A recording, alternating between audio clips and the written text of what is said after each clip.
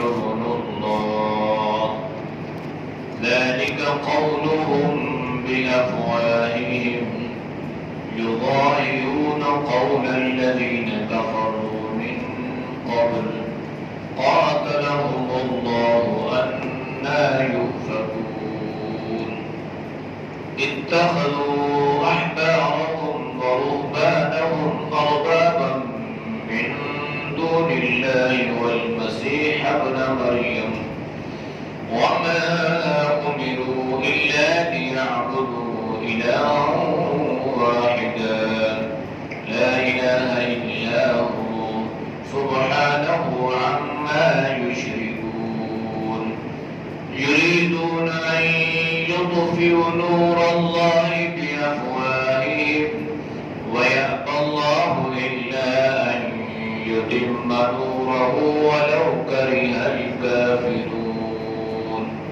صدق الله العظيم. ترجمہ وقالت اليهود اور کہا یہود نے عزیر ابن اللہ اللہ کا بیٹا ہے. وقالت النصارى اور کہا نصارى نے المسیح ابن اللہ مسیح اللہ کا بیٹا ہے. ذالک یہ قولہم ان کی باتیں ہیں بافواہہم ان کے منہ کی یضاہئون نقل کرتے ہیں قول الذین قول باتیں ان لوگوں کی کافروا جو کافر تھے من قبل اس سے پہلے قاتلہم اللہ اللہ انہیں ہلاک کرے انا یؤفکون کدھر پھرتے جا رہے ہیں. اتخذوا انہوں نے بنا لیا احبارہم اپنے علماء کو ورہبانہم اور اپنے درویشوں کو اربابا من دون اللہ سوائے اللہ کے والمسیح ابن مریم اور مسیح ابن مریم وما امروا اور انہیں حکم نہیں دیا گیا الا مگر لیعبدوا کہ وہ عبادت کریں الہ واحدہ ایک ہی الہ کی لا الہ کوئی معبود نہیں الا ہوا مگر وہی ہے. سبحانہ پاک ہے وہ عامہ ان چیزوں سے یشرکون جو شریک ٹھہراتے ہیں. یریدون چاہتے ہیں ان یطفئوا کہ بجھا دیں نور اللہ اللہ کے نور کو بافواہہم اپنے منہ کے ساتھ ویأبی اللہ اور اللہ انکار کرتا ہے الا مگر ان یتم کہ پورا کرے نورہ اپنے نور کو ولو کرہ الکافرون اور اگرچہ ناگوار گزرے کافروں کو. آیات کا ماقبل آیات کے ساتھ ربط اور تعلق یہ ہے کہ اللہ نے اہل کتاب کے ساتھ جہاد کا حکم دیا.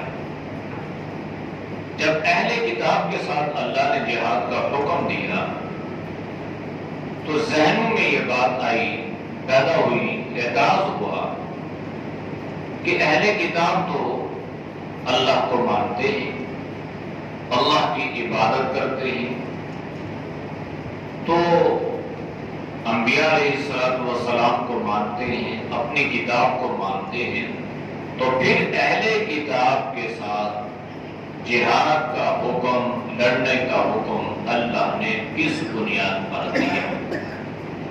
تو اللہ نے اس کا جواب یہ دیا کہ دیکھو اہل کتاب کے اندر خرافات پیدا ہو چکی ہیں.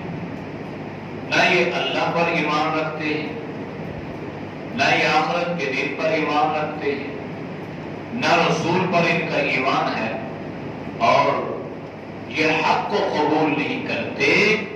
اور پھر ان میں ایک خرابی یہ بھی ہے کہ اللہ کی حرام کردہ چیزوں کو حرام اور اللہ کی حلال کردہ چیزوں کو حلال نہیں جانتے.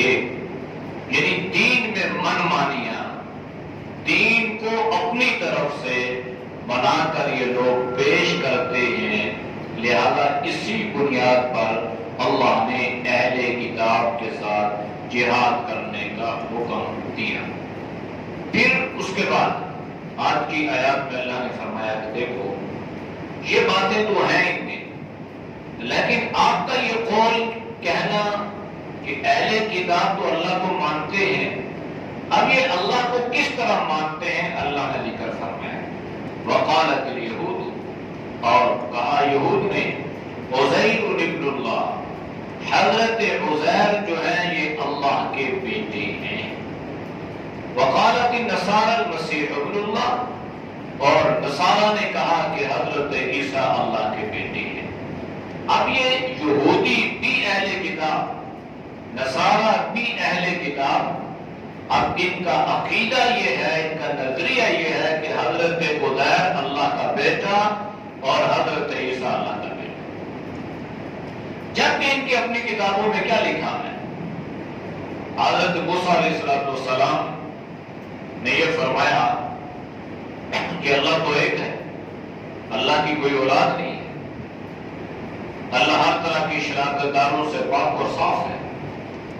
حضرت عیسیٰ نے تو واضح طور پہ فرمایا کہ بھائی دیکھو جو میرا رب ہے وہی تمہارا رب ہے، اسی کی عبادت میں بھی کرتا ہوں تم بھی کرو۔ یہ سبق تمہیں کس نے پڑھا دیا کہ تم مجھے اللہ کا بیٹا قرار دو؟ اب اللہ نے فرمایا کہ دیکھو ہیں تو اہل کتاب، لیکن ان کی حرکتیں دیکھو، ان کی خرافات دیکھو، ان کے عقیدے دیکھو، ان کے نظریے دیکھو، لہذا اس بنیاد پر ان سے جہاد کا حکم دیا جا رہا ہے۔ حضرت عزیر کو اللہ کا بیٹا کس بنیاد پر قرار دیا؟ ضد سے نہیں، تعصب سے نہیں، عناد سے نہیں، محبت کی بنیاد پر۔ حضرت عزیر علیہ السلام کا گزر ہوا بنی اسرائیل کی ایک بستی پر، تو وہاں اس قوم پہ اللہ کا عذاب آیا تھا، وہ کھنڈرات میں مبتلا ہو چکی تھی، تو ذہن میں یہ خیال پیدا ہوا کہ اللہ ان لوگوں کو کیسے زندہ فرمائے گا؟ اللہ نے فرمایا اچھا میں بتاؤں۔ حضرت عزیر علیہ السلام پہ اللہ نے بہت تعریف فرما دی، 1000 سال تک، 100 سال تک، یعنی ایک صدی حضرت عزیر علیہ السلام پر اللہ نے یہ کیفیت تعریف فرمائی۔ حضرت عزیر اللہ نے جب زندہ فرمائے تو اللہ نے فرمایا کہ پتہ چل گیا میں کیسے زندہ کرتا ہوں، کیسے موت دیتا ہوں، کیسے سلاتا ہوں، کیسے جگاتا ہوں۔ تو اس عرصہ میں 100 سال کے عرصہ میں یہ جو یہودی تھے، ان کی جو کتابیں تھی تورات، انہوں نے کتاب کو بکھیر دیا تھا، اس میں اللہ کے احکامات میں تحریف کر دی، رد و بدل کر دیا، تبدیل کر دیا۔ حضرت عزیر علیہ السلام نے اس کو اثر نو مرتب فرمایا، اس کو ترتیب دیا۔ تو جب اس کو ترتیب دیا نا تو یہودی کہنے لگے اچھا اس کا مطلب یہ ہے کہ یہ اللہ کا بیٹا ہے، اس لیے کہ یہ جو کام اس نے کیا ہے یہ اللہ کے بیٹے کے علاوہ کوئی کر ہی نہیں سکتا۔ تو یہ محبت اور عقیدت کی بنیاد پر، لہذا محبت اور عقیدت اگر انسان کی بھلائی کا ذریعہ بنتی ہے تو یہ گمراہی کا ذریعہ بھی بنتی ہے۔ اس لیے محبت کا بھی ایک معیار ہے، عقیدت کا بھی ایک اللہ نے اس کا ایک معیار، ایک سٹیٹس اللہ نے مرتب فرمایا ہے۔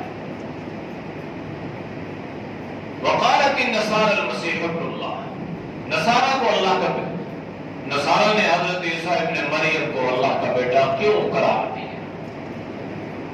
ایک وجہ تو یہ تھی کہ حضرت عیسیٰ علیہ السلام کی جو پیدائش تھی، جو ولادت تھی، یہ عام انسانوں کی طرح نہیں تھی۔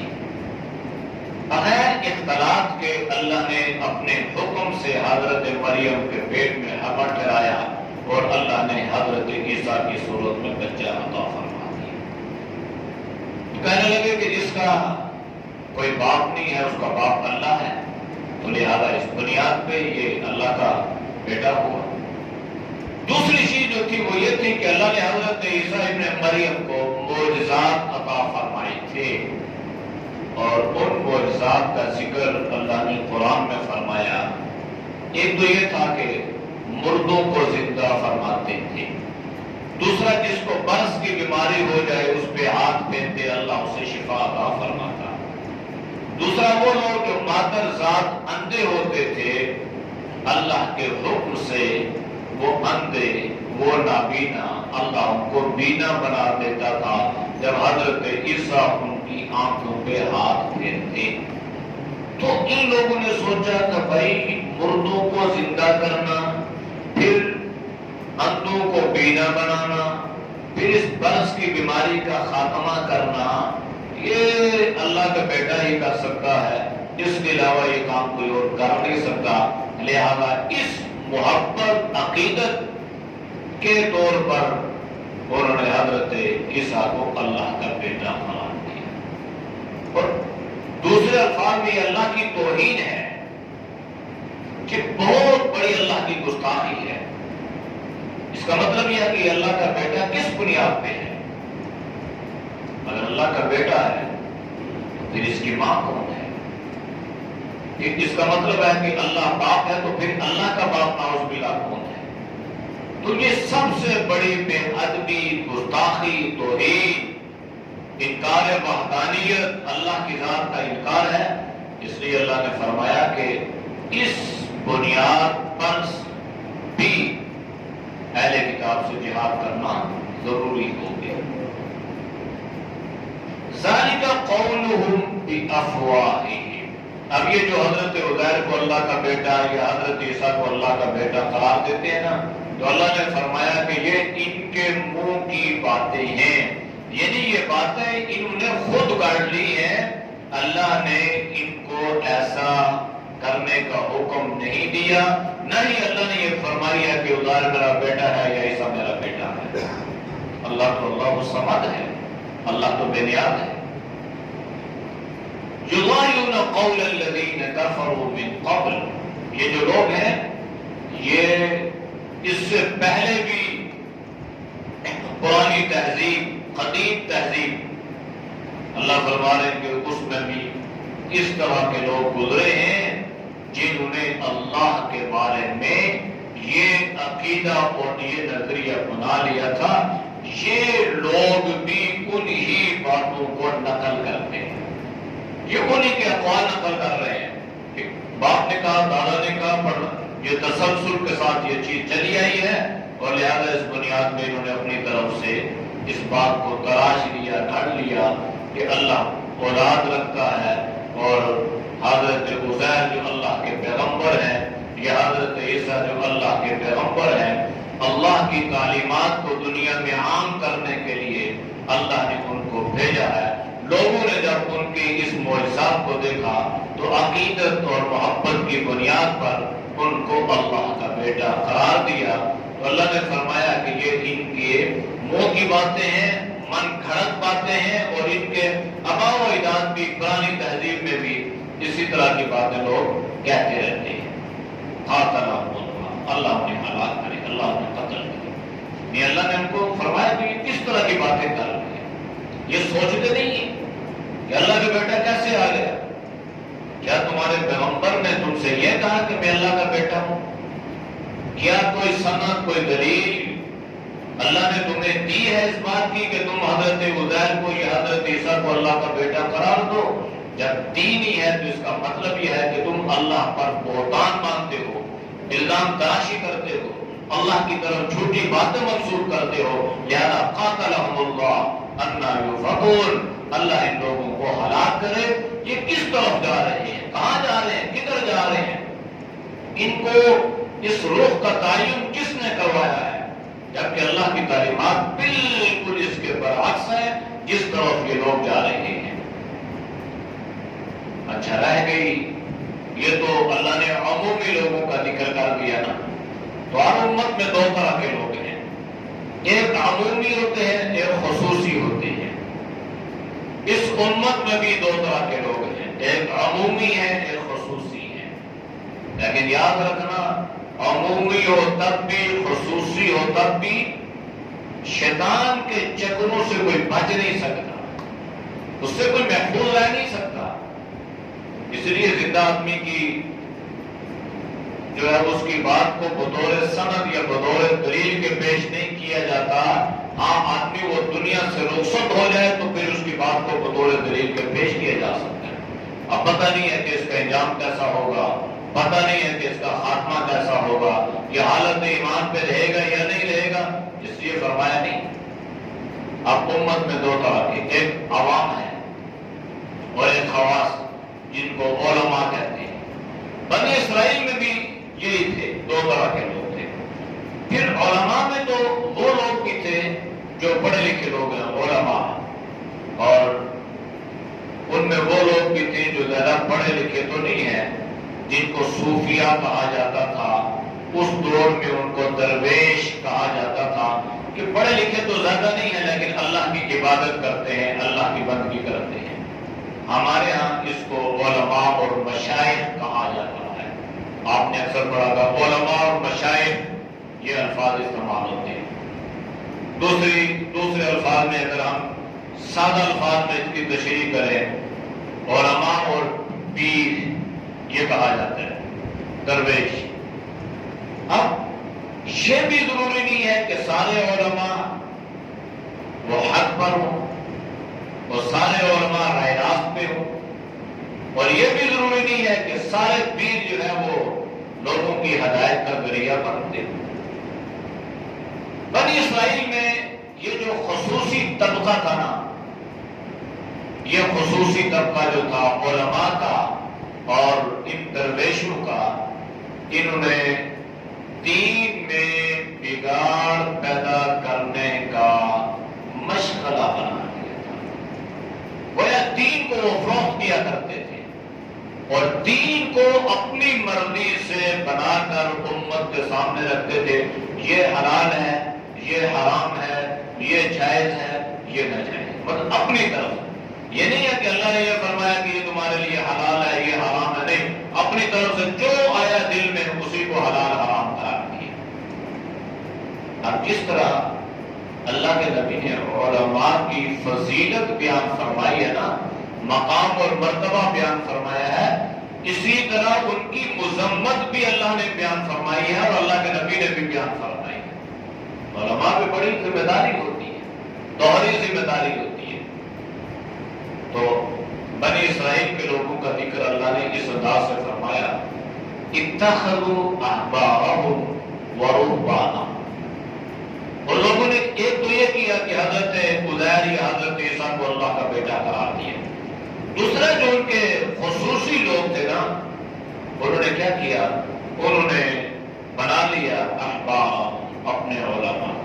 یعنی یہ جو عوام تھے نا، عوام عمومی، انہوں نے خصوصی لوگوں کو بھی اور اپنے علماء کو بھی، ورہبانہم، اور اپنے درویشوں کو بھی انہوں نے کیا بنا لیا؟ اربابن، رب بنا لیا، رب تسلیم کر لیا۔ اب یہ کس بنیاد پر انہوں نے علماء کو اور درویشوں کو رب قرار دیا من دون اللہ کے سوا؟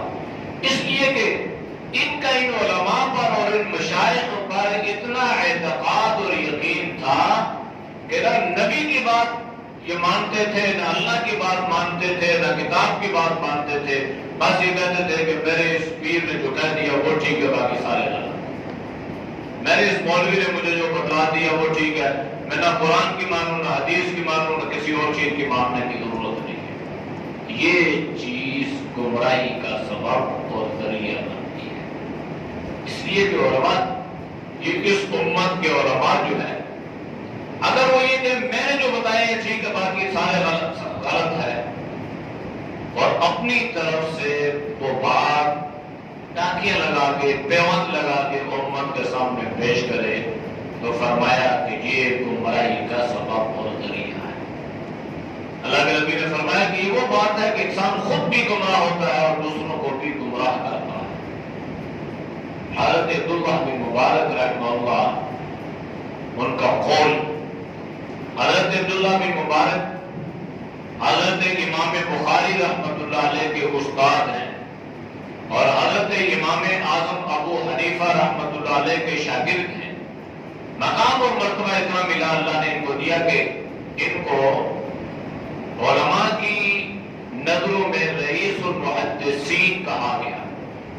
تو حضرت عبداللہ بن مبارک رحمہ اللہ فرمایا کرتے تھے کہ بھائی اگر علماء رائے راست پر ہیں تو امت رائے راست پر رہے گی، اور اگر خدا نخواستہ علماء رائے راست سے، حق گوئی سے، تقوی سے، طہارت سے ہٹ گئے تو پھر امت بھی ہٹ جائے گی.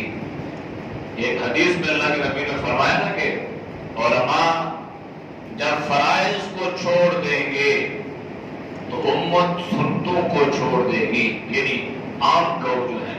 تو جب علماء سنت کو چھوڑیں گے تو عام لوگ جو ہیں مستحبات کو بھی چھوڑ دیں گے. تو یہ یا ہدایت کا ذریعہ بھی ہے یا گمراہی کا ذریعہ بھی ہے. اس لیے علماء پہ بڑی، اگر ان کی فضیلت ہے تو ان کی ذمہ داری بھی بڑی ہے. اس لیے کہ اللہ کے نبی نے ایک حدیث میں فرمایا کہ میری امت کا سب سے پہلا شخص جو جہنم میں جائے گا وہ عالم ہوگا. سب سے پہلا جہنم میں جانے والا عالم. اب اس کے بارے میں تو جانتے ہیں کہ وہ عالم ہوگا جو اپنے علم کے موافق عمل نہیں کرتا تھا. أَتَأْمُرُونَ النَّاسَ بِالْبِرِّ وَتَنْسَوْنَ أَنفُسَكُمْ، لوگوں کو کہتا تھا بھئی یہ کرو یہ نہ کرو، اور خود قرآن و سنت کے خلاف کرتا تھا اور اس میں ریاکاری تھی، نمود و نمائی تھی. فرمایا کہ جہنم میں جائے. اس لیے بہرحال بڑی احتیاط کی اور بڑی ذمہ داری والی بات ہوتی ہے علماء پر. ارباب من دون اللہ، اللہ کو چھوڑ کے ان کو انہوں نے رب بنا لیا. والمسیح ابن مریم، اور مسیح ابن مریم کو بھی، یعنی ان میں اور اضافہ ہوتا چلا گیا نا. پہلے تو لوگوں نے کہا عیسیٰ اللہ کے بیٹے ہیں، عیسیٰ ابن مریم.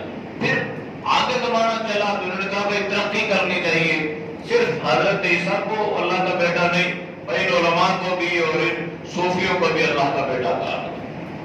اور ان پر اتنا اعتقاد اور یقین، جیسے آج ہمارے یہاں لوگ نماز نہیں پڑھتے.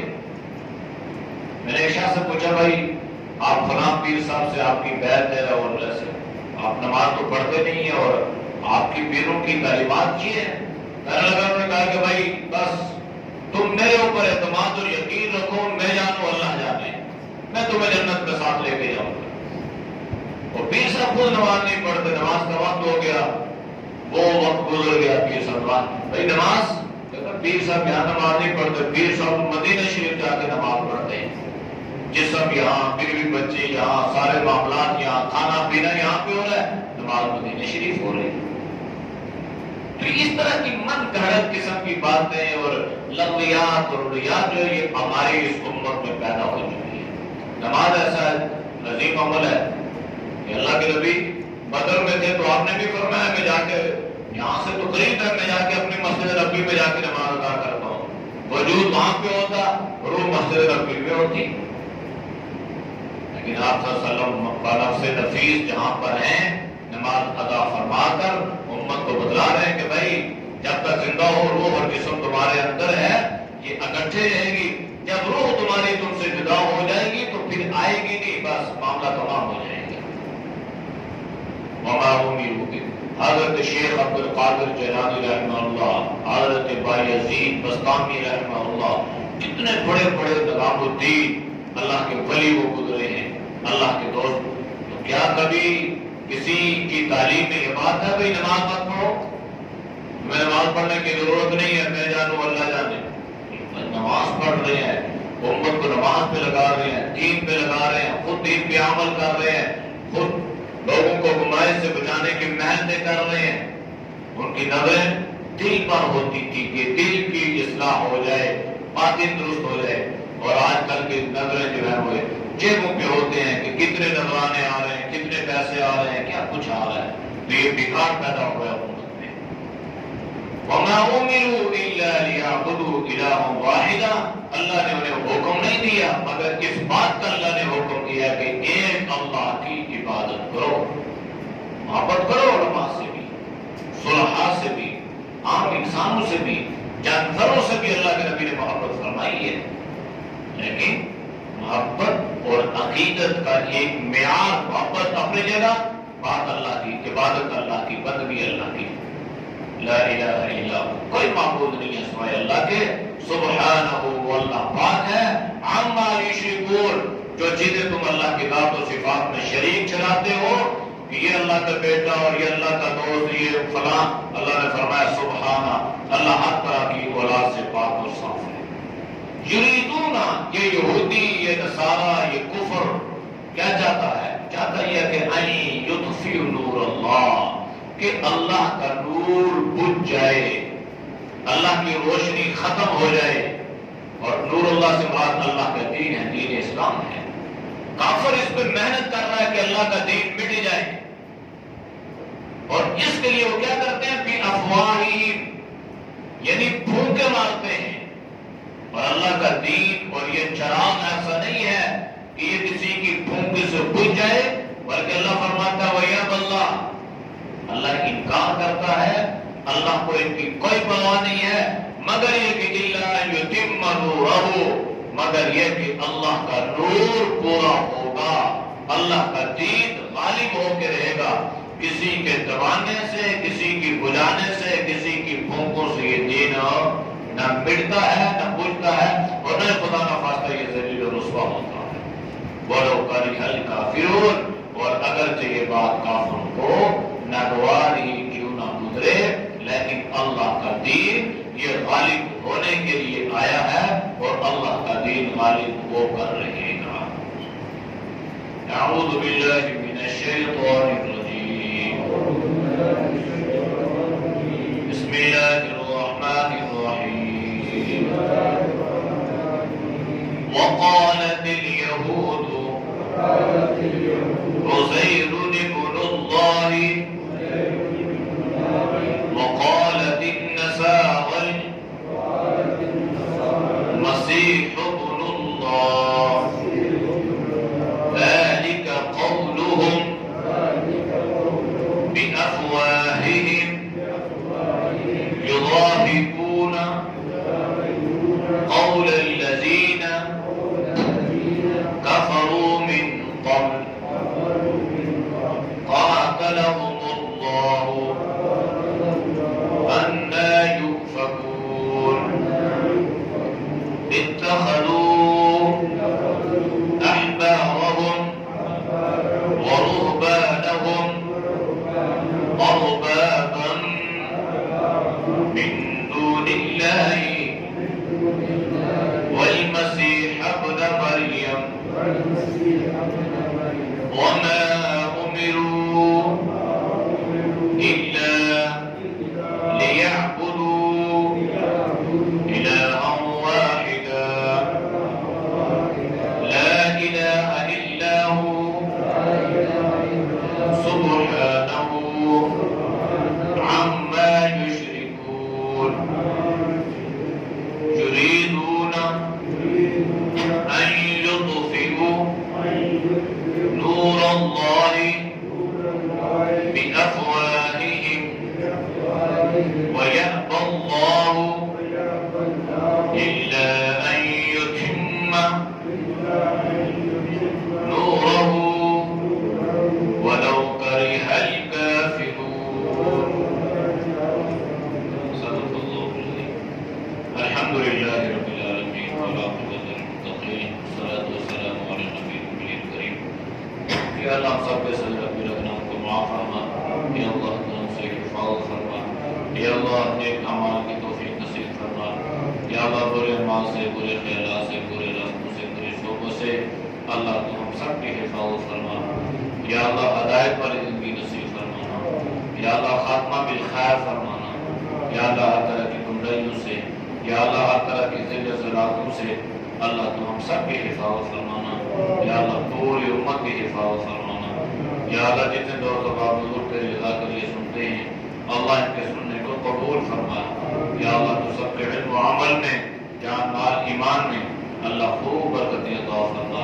ہر پریشانی سے، ہر مصیبت سے، ہر بیماری سے اللہ تو ہم سب کی حفاظت فرما، ہمارے بال بچوں کی حفاظت فرما، پوری امت کی حفاظت فرما۔ صلی اللہ تعالی علی نبی الامین وعلی آلہ وصحبہ اجمعین برحمتک یا ارحم